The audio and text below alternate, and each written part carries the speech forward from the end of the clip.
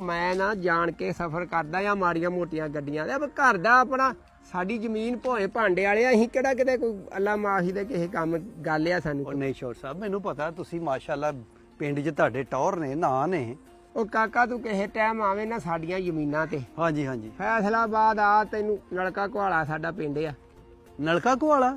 ਆਹੋ ਚੌਰੀ ਤੇਰਾ ਮੂੰਹ ਵੀ ਵੈਸੇ ਨਾ ਨਲਕੇ ਦੀ ਹੱਥੀ ਵਰਗਾ।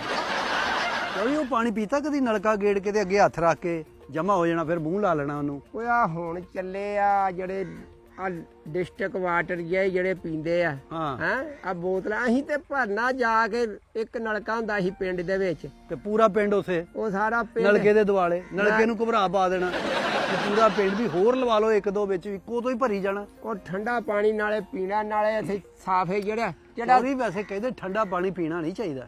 ਉਹ ਕਾਕਾ ਉਹ ਕੁਦਰਤੀ ਠੰਡਾ ਹੁੰਦਾ ਆ, ਉਹ ਕਿਹੜਾ ਬਰਫ਼ ਪਾ ਕੇ ਨਾ ਪੀਓ ਜਿਹੜੀ ਸੀਨੇ ਨੂੰ ਜਾ ਕੇ